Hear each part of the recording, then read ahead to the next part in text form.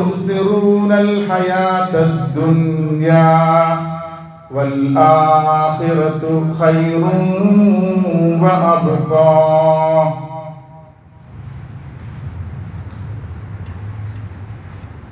റബ്ബി ഇശ്റഹ് ലി സദ്രി വയസ്സിർ ലി അംരി വഹ്ലുൽ ഉഖ്ദതം മിൻ ലിസാനി യഫ്ഖഹു ഖൗലി.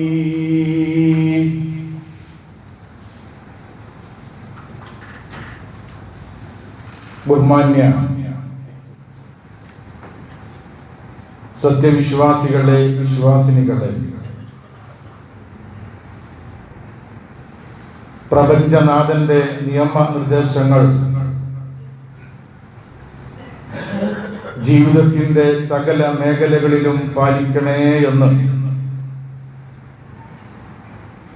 ആമുഖമായി ഉണർത്തുകയാണ്, ഉപദേശിക്കുകയാണ്.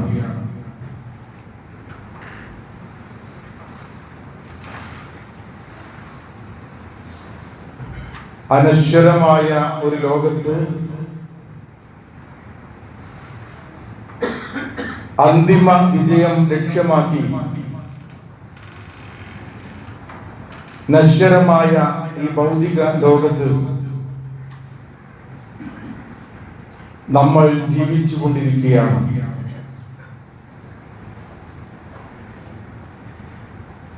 ഭൗതിക ലോകത്തിന്റെ ഏതേത് സൗഭാഗ്യങ്ങൾ ഇവിടെ ഉണ്ടായാലും ഒരാൾക്ക് കാലാകാലം ഈ ദുനിയാവിൽ ജീവിക്കുവാൻ അനുവാദമില്ല. പടച്ച തമ്പുരാൻ നമുക്ക് റൂഹ് തന്നപ്പോൾ തീരുമാനിക്കപ്പെട്ട തീയതി എത്തിയാൽ, സമയം എത്തിയാൽ, മിനിറ്റ് എത്തിയാൽ, സെക്കൻഡ് എത്തിയാൽ നമ്മുടെ സമ്മതത്തിന് കാത്തു നിൽക്കാതെ നമ്മുടെ റൂഹുമായി ഉത്തരവാദിക്കപ്പെട്ട മലക്കുകൾ അല്ലാഹുവിലേക്ക് യാത്ര തിരിക്കുന്നതാണ്. ആദം നബി അലൈഹി സ്വലാത്തു വസ്സലാമയെയും ഹവ്വ അലൈഹി സ്വലാത്തു വസ്സലാമയെയും സ്വർഗീയ ലോകത്തിൽ നിന്ന് ഈ ഭൂമിയിലേക്ക് പറഞ്ഞയച്ചപ്പോൾ അല്ലാഹു ഉണർത്തിയ ഒരു സംഗതിയുണ്ട്. വലക്കും ഫിൽ അർളി മുസ്തഖറും വമതാഉൻ ഇലാഹീൻ. നിങ്ങൾക്ക് ഭൂമിയിൽ ഒരു സമയം വരെയുള്ള മത്താ ഉണ്ട്, വിഭവങ്ങളുണ്ട്, ആയുസ്സുണ്ട് എന്ന് വിശുദ്ധ ഖുർആൻ സൂചിപ്പിക്കുമ്പോൾ സഹോദരങ്ങള്, നമ്മുടെ ഈ ലോകത്തിന്റെ ആത്യന്തിക ലക്ഷ്യവും പടച്ച തമ്പുരാൻ ഈ ദുനിയാവ് കൊണ്ട് ഉദ്ദേശിക്കുന്ന യഥാർത്ഥ ലക്ഷ്യത്തിലേക്ക് നമ്മൾ എത്തിപ്പെടേണ്ടതുണ്ട്. നേരം പുലരുമ്പോൾ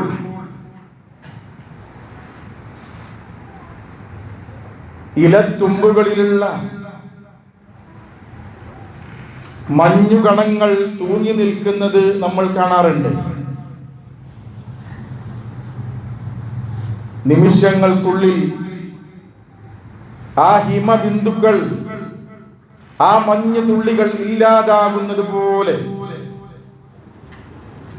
നമ്മുടെ ഈ ഭൗതിക ലോകത്തിന്റെ ജീവിതവും ഇല്ലാതാകുമെന്നുള്ള വസ്തുതയും നമ്മൾ തിരിച്ചറിയേണ്ടതുണ്ട്.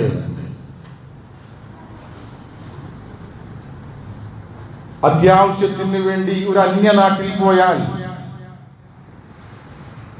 നമ്മുടെ ആവശ്യം കഴിഞ്ഞ് നമ്മുടെ സ്വദേശത്തേക്ക്, നമ്മുടെ വീട്ടിലേക്ക് തിരിച്ചു വരാൻ നമ്മൾ എത്രത്തോളം ധൃതി കാണിക്കാറുണ്ട്. അത്ര മാത്രമേ ഈ ദുനിയാവിനെ കാണാവൂ എന്നാണ് മുഹമ്മദ് മുസ്തഫ സല്ലല്ലാഹു അലൈഹി വസല്ലമ പഠിപ്പിക്കുന്നത്. ഒരു വഴിയാത്രികനെ പോലെ യാത്രക്കിടയിൽ സ്വൽപ്പ സമയം ഒന്ന് വിശ്രമിക്കാൻ വേണ്ടി നമ്മൾ ഒരിടത്ത് ഇരിക്കുന്നത് പോലെ മാത്രമാണ് നാളെ പരലോക ജീവിതത്തെ അപേക്ഷിച്ചുകൊണ്ട് ഈ ദുനിയാവുള്ളൂ എന്ന് പറയുമ്പോൾ നമ്മുടെ ഭൗതികമായ നെട്ടോട്ടത്തിനിടയിൽ നമ്മൾ ഇത് മറന്നു പോകുന്നു. മടക്കയാത്രയെ വിസ്മരിച്ചുകൊണ്ട് നമ്മൾ ജീവിക്കുന്നു. ലക്ഷ്യം മറന്നുകൊണ്ട് നമ്മൾ പോകുന്നു. നമ്മളെല്ലാവരും അല്ലാഹുവിൽ നിന്ന് വന്നവരാണ്. അപകടങ്ങൾ കേൾക്കുമ്പോൾ, മരണവാർത്ത കേൾക്കുമ്പോൾ നമ്മൾ ചെല്ലുന്ന പദമില്ലേ, ഇന്നാ ലില്ലാഹി വ ഇന്നാ ഇലൈഹി റാജിഊൻ. നമ്മളെല്ലാവരും പടച്ച തമ്പുരാനിൽ നിന്ന് വന്ന ആളുകളാണ്. വ ഇന്നാ ഇലൈഹി റാജിഊൻ, ആ റബ്ബിലേക്ക് തിരിച്ചു പോകേണ്ടവരാണെന്നുള്ള ബോധം എപ്പോഴും നമ്മുടെ മനസ്സിൽ അനിവാര്യമാണ്.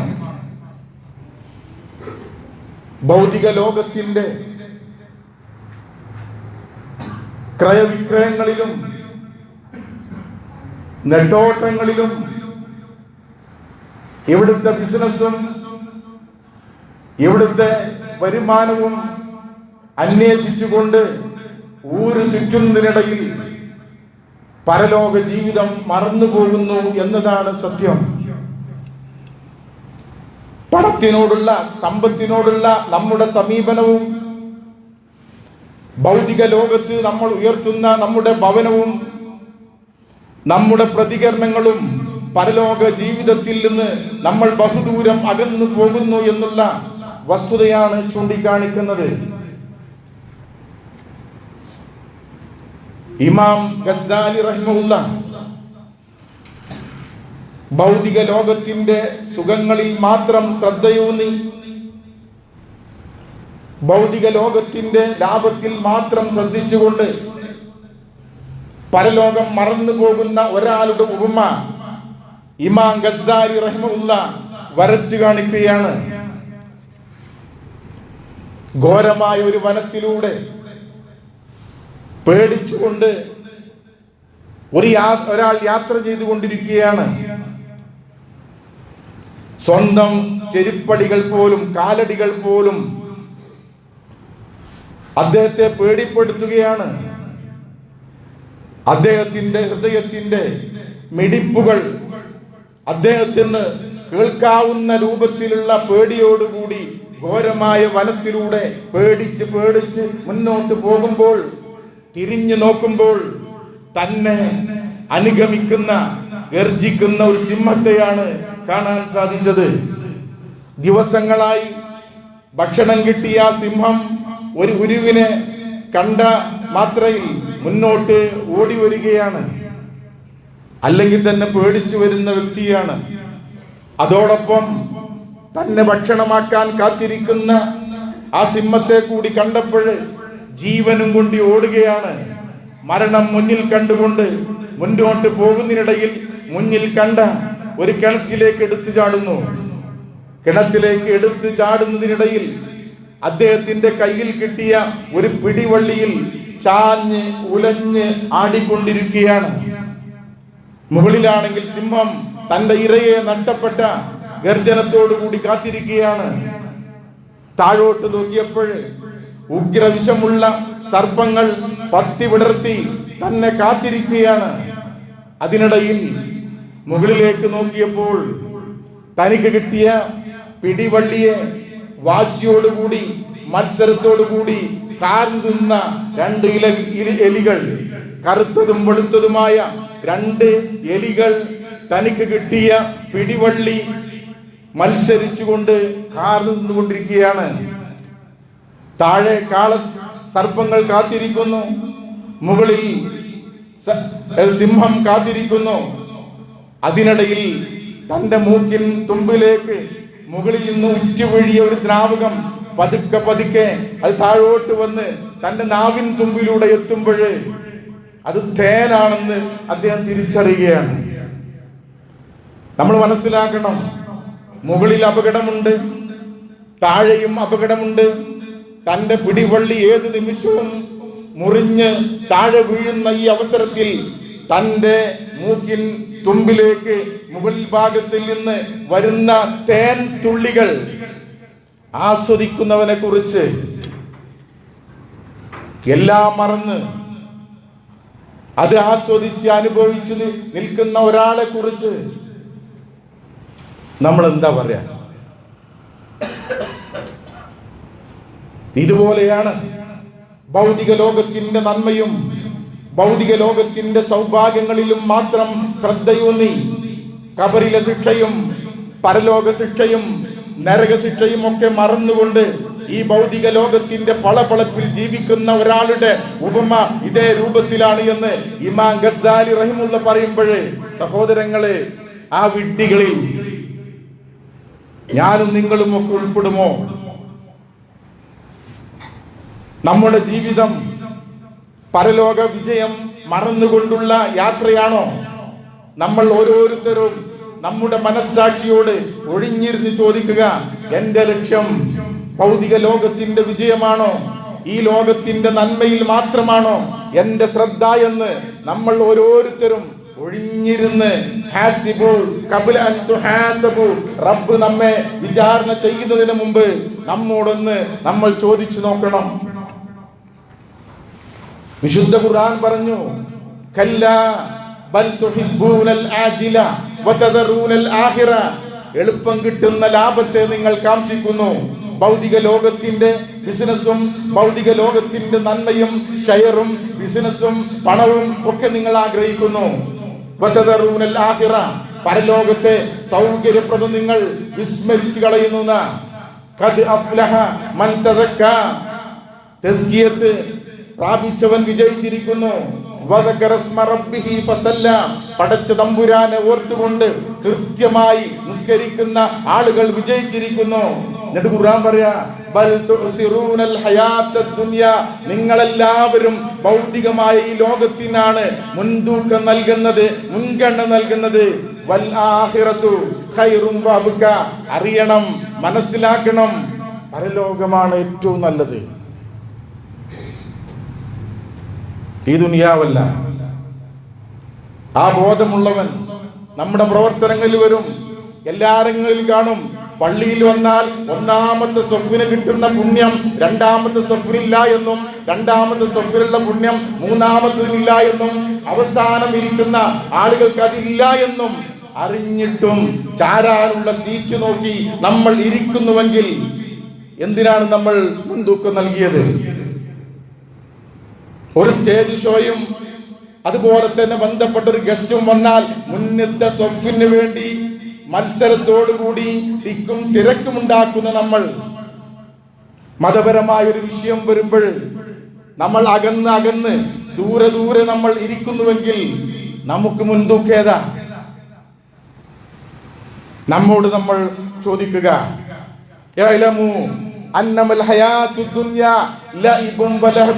നിങ്ങൾ തിരിച്ചറിയണം, ഈ ദുനിയാവെന്ന് പറഞ്ഞാൽ കളിയാണ്, തമാശയാണ്, വിനോദമാണ്, വസീനത്തുൻ അലങ്കാരമാണ്, ഡെക്കറേഷനുകളാണ്, കാട്ടിക്കൂട്ടലുകളാണ്, വതഫാഖുറുൻ ഫഖ്ർ നടിക്കലാണ്, അഹങ്കാരം നടിക്കലാണ്, അഭിമാനം നടിക്കലാണ്, ബൈനക്കും വതകാസുറു ഫി അംവാലി വൽ ഔലാദി, മക്കളുടെ വിഷയത്തിലും സമ്പത്തിന്റെ വിഷയത്തിലും ഫഖ്ർ നടിക്കലാണ് ഈ ദുനിയാവെന്ന് വിശുദ്ധ ഖുർആൻ പറയുമ്പോൾ, സഹോദരങ്ങളെ,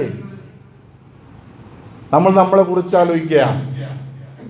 ആരാന്റെ കുറ്റങ്ങളുടെ പിന്നാലെ നമ്മളെ ഭാഷയിൽ സൈക്കിൾ എടുത്തു കൂടാ ഇങ്ങനെ പോകുന്ന നമ്മളെ കുറിച്ച് എന്തേ നമ്മളൊന്ന് ആലോചിക്കാത്തത്? ഒരു ചത്ത ആടിന്റെ അടുത്ത് സഹാബത്തും പ്രവാചകനും നടന്നു പോകുമ്പോൾ പ്രവാചകൻ സല്ലല്ലാഹു അലൈഹി വസല്ലമ ചോദിച്ചു സഹാബത്തിനോട്, ഈ ചത്ത ആടിനെ ദിർഹം കൊടുത്ത് ആരാ വാങ്ങുക? ആരാണ് കാശ് കൊടുത്ത് വാങ്ങുക? പ്രവാചകരെ, ഞങ്ങളിത് വെറുതെ തന്നാൽ തന്നെ വാങ്ങൂല. ഈ ചത്ത ആടിനെ വെറുതെ തന്നാൽ പോലും ഞങ്ങൾ വാങ്ങില്ല. എന്നാൽ മനസ്സിലാക്കുക, ഈ ചത്ത ആടിന് തുല്യമാണ് ഈ ഭൗതിക ലോകമെന്ന് നിങ്ങൾ തിരിച്ചറിയണമെന്ന് മുഹമ്മദ് മുസ്തഫ സല്ലല്ലാഹു അലൈഹി വസല്ലമ പഠിപ്പിക്കുകയാണ്. സഹോദരങ്ങളെ, നമ്മള് ഈ ദുനിയാവിന്റെ നന്മയ്ക്ക് വേണ്ടി നെട്ടോട്ടം ഓടുമ്പോൾ അല്ലേ, നെട്ടോട്ടമോടുന്നു രാപ്പകലില്ല, നീണ്ട നെടുവീർപ്പിൽ അണയുന്നു വിശ്രമമില്ല, പരലോക വിശ്വാസം പലരിലുമില്ല. ഇന്ന് പണമാണ് മേധാവി, പടച്ചവനല്ല. ശരിയല്ലേ? യാ അയ്യുഹല്ലദീന ആമനൂ തഖുല്ലാഹ്, അല്ലാഹനെ പേടിച്ച് ജീവിച്ചോളി വിശ്വാസികളെ.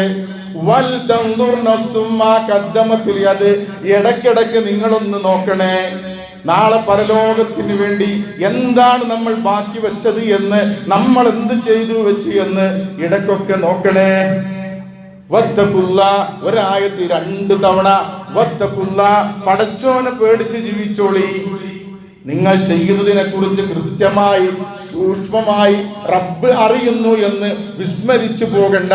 വിശുദ്ധ ഖുർആൻ പറയാ, സഹോദരങ്ങളെ, ഒരാളെ ആയുസ് എന്ന് പറഞ്ഞാലേ, ഒരാളെ ആയുസ് എന്ന് പറഞ്ഞാൽ മാ ബൈന 60 വസബഇന, 60 70 ഇടയിലാണ്.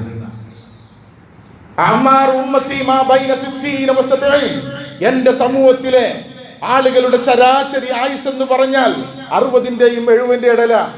70-ന്റെ മുകളിൽ കിട്ടിയ ആൾക്ക് എക്സ്ട്രാ, ഇപ്പൊ ചില സംഗതിയൊക്കെ നമ്മൾ പിന്നെ റീചാർജ് ചെയ്താണ്ടല്ലോ, എക്സ്ട്രാ കിട്ടുക, എക്സ്ട്രാ ടൈം, ടോക്ക് ടൈം അല്ലേ?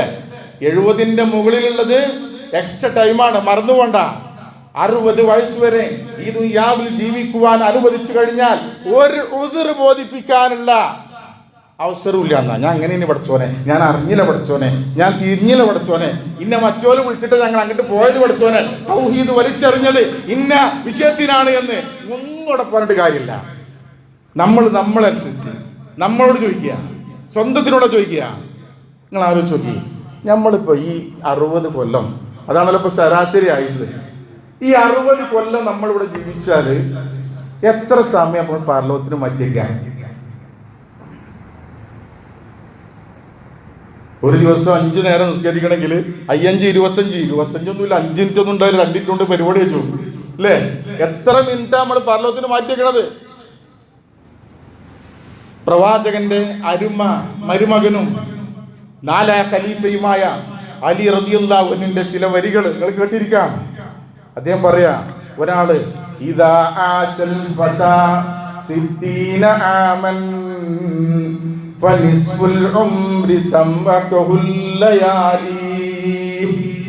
60 വയസ്സ് വരെ ഒരാൾ ജീവിച്ചാൽ ആ 60-ന്റെ പകുതി ഭാഗമില്ലേ, 15 കൊല്ലമില്ലേ, നിസ്ഫുൽ രാത്രിക്ക് വേണ്ടി മാറ്റിവെച്ചു, ഉറക്കിന് വേണ്ടി മാറ്റിവെച്ചു. എങ്ങനെ 60 കൊല്ലം ജീവിച്ചാൽ അതിന്റെ ബാക്കി പകുതി 30 ആണല്ലോ, ആ 30 കൊല്ലം മാറ്റിവെച്ച എങ്ങോട്ടാണ്? ഉറങ്ങാനാണെന്നാണ്. എന്നിട്ട് അദ്ദേഹം പറയുകയാണ്,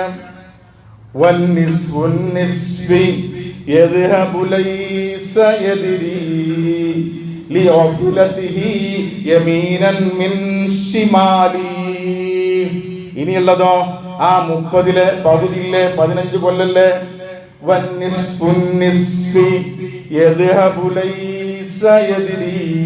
എങ്ങോട്ട് പോയെന്നറിയില്ല. നമ്മുടെ ആയുസ്സിലെ 15 വർഷം എങ്ങോട്ട് പോയെന്നറിയില്ല.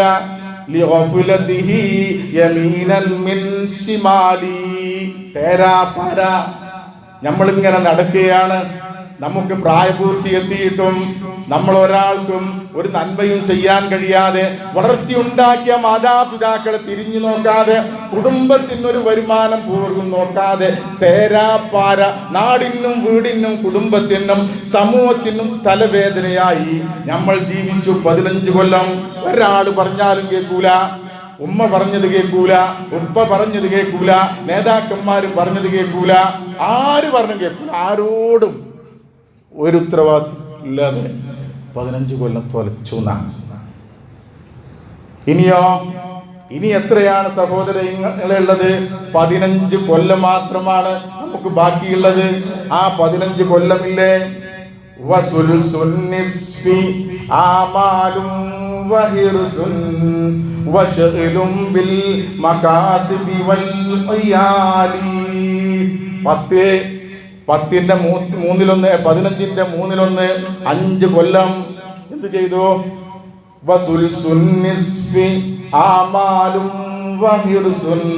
ആഗ്രഹങ്ങളും അഭിലാഷങ്ങളും താല്പര്യങ്ങളും അല്ലേ, കുറെ അംബീഷൻസ് ഉണ്ടാവും, കുറെ ഗോളുകൾ ഉണ്ടാകും, കുറെ ലക്ഷ്യങ്ങളുണ്ടാകും. ആ ലക്ഷ്യം സാക്ഷാത്കരിക്കപ്പെടാതെ 5 കൊല്ലം ഉദ്ദേശിച്ച ജോലിയെ കിട്ടിയില്ല, ഉദ്ദേശിച്ച പെണ്ണിനെ കിട്ടിയില്ല, കരുതിയ വീടുണ്ടാക്കാൻ കഴിഞ്ഞില്ല. 5 കൊല്ലം അങ്ങനെ പോയി അല്ലേ? ഇനിയോ ആകെ 10 കൊല്ലാണ് 60 വയസ്സിൽ ബാക്കിയുള്ളത്. ഈ 10 കൊല്ലത്തിൽ ബാക്കി എന്താണ് നമ്മൾ ചെയ്യുന്നത്? ബാക്കിൽ ഉംരി അസ്കാമും വമറദുൻ വബാക്കിൽ ഉംരി അസ്കാമും വശൈബുൻ വഹമ്മും ബിർതിഹാലി വൻതികാലി. ബാക്കിയുള്ള നമ്മുടെ ആയുസിലെ 5 കൊല്ലം അതെങ്ങോട്ടാണ് പോയത്? ഇർത്തിഹാൽ, യാത്രയാണ്. ഒരു ഒഴിവ് കിട്ടിയാൽ മതി, എല്ലാവരും പോവുക അല്ലേ? മസീനഗുഡി വഴി ഊട്ടിയിലേക്ക് അല്ലേ? എങ്ങോട്ടാ പോണത്? 1 മിനിറ്റ് ദേശം 4 ദിവസം അവധി കിട്ടിയാൽ മതി. എല്ലാ റോഡുകളും ബ്ലോക്കാ, എല്ലാ ടൂറിസ്റ്റ് കേന്ദ്രങ്ങളും. ഊട്ടിക്ക് പോകണ്ട, മൈസൂർക്ക് അടുക്കണ്ട, കണ്ണൂർക്ക് പോകണ്ട, എല്ലാവരും പുറത്താ. ഇർത്തിഹാൽ, യാത്രയാണ്. ഇന്തികാൽ, ടൂറുകളാണ്, ട്രിപ്പുകളാണ്. ഇനി എത്ര കൊല്ലം അപ്പൊ ബാക്കിയുള്ളത്? 5 കൊല്ലം. ഈ 5 കൊല്ലം നമ്മൾ മര്യാദയ്ക്ക് ചെയ്യുന്നുണ്ടോ? ഉണ്ടോ? നമ്മൾ ചോദിക്കണം നമ്മൾ മനസ്സാക്കിനോട്. 60 വയസ്സ് വരെ ജീവിച്ചിട്ടും 5 വർഷം പോലും കാലാകാലം ജീവിക്കുന്ന ലോകത്തിന് വേണ്ടി നമ്മൾ മാറ്റിവെച്ചില്ലെങ്കിൽ ഇമാം ഗസാലി റഹിമുള്ള പറഞ്ഞതുപോലെയല്ലേ വിഡ്ഢികളല്ലേ നമ്മള്?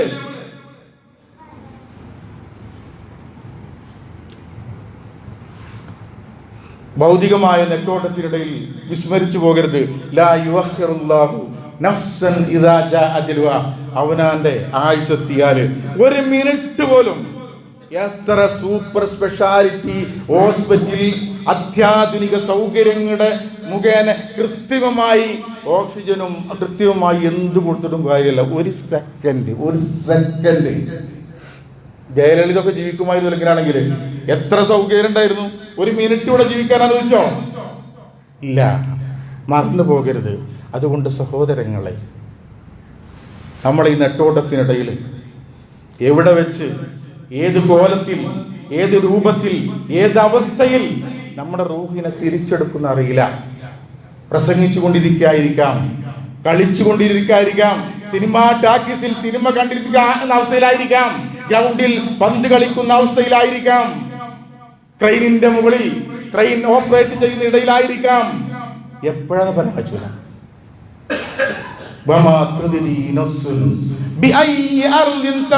എവിടെ വെച്ച് നിന്റെ റൂഹ് തിരിച്ചെടുക്കുമെന്ന് ഒരാൾക്കും അറിയില്ല. അതുകൊണ്ട് എപ്പം മരിച്ചാലും മുസ്ലിമായി, മുഅ്മിനായി, ഈമാനോടുകൂടി, തൗഹീദോടുകൂടി, കലിമത്തു തൗഹീദ് ഉച്ചരിച്ചുകൊണ്ട് ഈ ഭൗതിക ലോകത്തിൽ നിന്ന് യാത്ര പോകാൻ സാധിക്കുന്ന ആളുകൾ വിജയിച്ചു. കുല്ലു നഫ്സിൻ ദായിഖത്തുൽ മൗത്ത് വഇന്നമാ തുവഫൗന ഉജൂറകും യൗമൽ ഖിയാമ ഫമൻ സുഖ്സിയ അനിൻ നാരി വഉദ്ഖിലൽ ജന്നത ഫഖദ് ഫാസ്. ജനിച്ചോല് മുഴുവൻ മരിക്കും. മരിക്കാതിരിക്കണമെങ്കിൽ ജനിക്കാതിരിക്കേണ്ടിയിരുന്നു. എന്നിട്ടോ നമ്മൾ ചെയ്ത മുഴുവൻ കർമ്മങ്ങൾക്കും പരിപൂർണമായി പടച്ചോൻ പ്രതിഫലം നൽകും. ഫമൻ സുഖ്സിയ അനിൻ നാരി വഉദ്ഖിലൽ ജന്ന ഫഖദ് ഫാസ്. നരകത്തിൽ നിന്ന് രക്ഷപ്പെട്ടുകൊണ്ട് സ്വർഗത്തിൽ പ്രവേശിക്കുന്ന ആളുകൾ ആരാണോ നിങ്ങളുടെ കൂട്ടത്തില്, അവൻ വിജയിച്ചു. ആ വിജയിക്കുന്ന ആളുകളിൽ ഉൾപ്പെടാൻ അള്ളാഹു നമുക്കും നമ്മുടെ കുടുംബത്തിനും അനുഗ്രഹം ചെയ്ത് അള്ളാഹു തൗഫീഖ് നൽകി അനുഗ്രഹിക്കുമാറാകട്ടെ.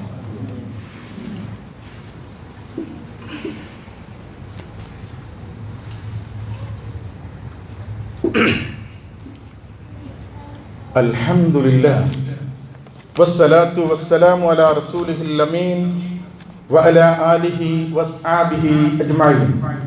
യാ അയ്യുഹന്നാസ് ഉസീകും സാനിയം ബിതഖ്വല്ലാഹ്. സഹോദരന്മാരെ, സഹോദരികളെ, പടച്ച തമ്പുരാന്റെ നിയമനിർദ്ദേശങ്ങൾ സൂക്ഷിക്കണേ എന്ന് ഒരിക്കൽ കൂടി ഉണർത്തുന്നു.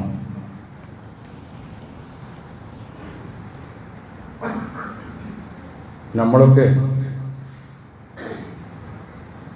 നമ്മുടെ ശാരീരിക വിഷയത്തിൽ ഉത്ഭുതരാണ്. ഒരസുഖം ഉണ്ടെങ്കിൽ ട്രീറ്റ്മെൻറ്റ് ചെയ്യാൻ, ചികിത്സിക്കാൻ, ഡോക്ടറെ കാണാൻ ഒരാളോടും പറയേണ്ട ആവശ്യമില്ല. മുമ്പൊക്കെ പല കോലത്തിൽ ഉറുക്കും മന്ത്രവും പിഞ്ഞാണമെഴുത്തും ഇതൊക്കെ നടത്തിയിരുന്ന നമ്മുടെ സമൂഹം ഇന്ന് ട്രീറ്റ്മെന്റ് നടത്തണം എന്നുള്ള ഒരു പൊതു ബോധത്തിലേക്ക് എത്തിയിട്ടുണ്ട്. ശരീരത്തിൻ്റെ രോഗത്തെക്കുറിച്ച് എല്ലാവരും ബോധവാന്മാരാണ്. പനി ഉണ്ടെങ്കിൽ പാരസെറ്റമോൾ കുടിക്കാനും അല്ല ഇന്ന ഡോക്ടറെ കാണിക്കാനും ഇന്ന സംഗതി ഉണ്ടാക്കാനും ഇതൊക്കെ എല്ലാവർക്കും അറിയാം. പക്ഷേ ഇതിനേക്കാളൊക്കെ ഉപരി മാനസിക വിഷയത്തിൽ നമ്മൾ ശ്രദ്ധിക്കാറുണ്ടോ? മാനസിക ആരോഗ്യത്തെക്കുറിച്ച് നമ്മൾ ചിന്തിക്കാറുണ്ടോ? ഈ വരുന്ന ഒക്ടോബർ 10 ലോക മാനസികാരോഗ്യ ദിനമായി ലോകം ആചരിക്കുക. നമുക്ക് റസൂല് പറഞ്ഞതിന്റെ അപ്പുറത്തേക്കൊന്നും പറയാനില്ല. നിങ്ങളുടെ ശരീരത്തിൽ ഒരു അവയവമുണ്ട്, അത് നന്നായാൽ ശരീരം മുഴുവൻ നന്നായി. അത് കേടുന്നാൽ, മനസ്സ് തകർന്നാൽ ഫുള്ള് കേടുന്ന.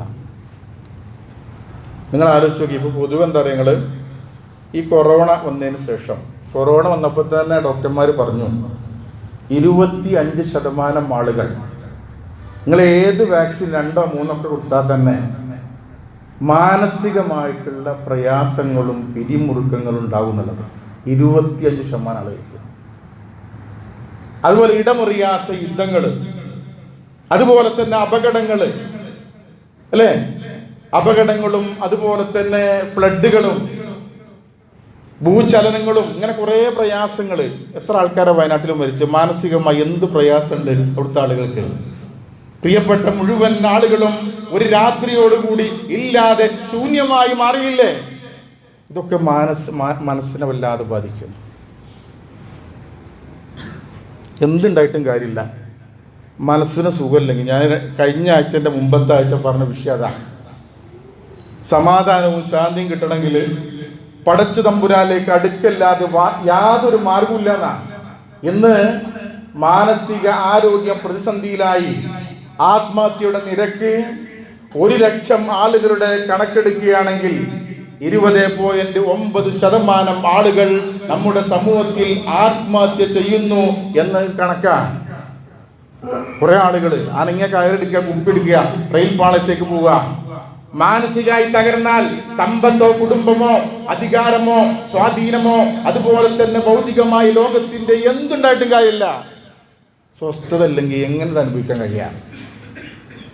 ഞാൻ വിശദീകരിക്കുന്നില്ല, സമയ ദൈർഘ്യം ഞാൻ ഭയപ്പെടുക. അതുകൊണ്ട് റസൂലുള്ളാഹി സ്വല്ലല്ലാഹു അലൈഹി വസല്ലം പറഞ്ഞ ഒരു വിഷയമുണ്ട്. കുറേ കാര്യങ്ങൾ പറഞ്ഞു. കുമിൽ എഴുന്നേൽക്കണം, അതുപോലെ പിന്നെ പുതപ്പെട്ട് ഒഴിവാക്കിക്കൊണ്ട് സമൂഹത്തിലേക്ക് ഇറങ്ങണം, വേഷം നന്നാകണം. ആ കൂട്ടത്തിൽ പറഞ്ഞൊരു ആയത്ത്,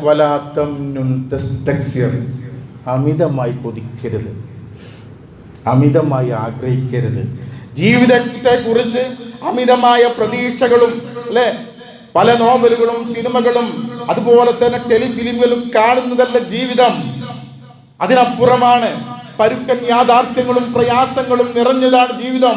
ജീവിതത്തെ കുറിച്ച് നമ്മുടെ സങ്കല്പത്തിനനുസരിച്ച് നമ്മുടെ ജീവിതം ഉയർന്നില്ലെങ്കിൽ ടെൻഷൻ ഉണ്ടാവും, നിരാശ ഉണ്ടാവും. അതുകൊണ്ട് വലാത്തം തെറ്റ് അധികമായിട്ട് കൊതിക്കാൻ പാടില്ല. ഉള്ളതുകൊണ്ട് തൃപ്തിപ്പെടുക. ഉള്ള വീട്, ഉള്ള വാഹനം, ഉള്ള ഭാര്യ, ഉള്ള കുടുംബം, അതുകൊണ്ട് തൃപ്തിപ്പെട്ട സമാധാനം കിട്ടുന്ന. വേറെ ആളേക്ക് നോക്കിയിട്ട് നെടുശ്വാസം നെടുവീർപ്പിട്ട് കാര്യമില്ല. ഓലെ പേരൻ്റെ ഒരു വലിപ്പം കണ്ടില്ലേ, എത്താണ് ഓലെ പേരൻ്റെ, ഓലെ വാഹനം എന്താ ഇങ്ങനെ, ഇതൊന്നും ആലോചിക്കണ്ട. എനിക്ക് കിട്ടിയത് അൽഹംദുലില്ലാ എന്ന് പറഞ്ഞ സമാധാനം കിട്ടുന്നു. ഒരാളെ സഹായിച്ചോളി നിങ്ങൾ, ഒരാളെ സഹായിച്ചോളി നിങ്ങൾ, സമാധാനം കിട്ടും. നമ്മുടെ ശരീരത്തിൽ ഒരു ഹോർമോൺ ഉൽപ്പാദിപ്പിക്കുന്ന സൈക്കോളജിക്കലുമായി ബന്ധപ്പെട്ട അറിയാം. നമുക്ക് സന്തോഷം കിട്ടണമെങ്കിൽ നമ്മുടെ കുടുംബങ്ങൾ കൂടി നിന്നാൽ, കൂടി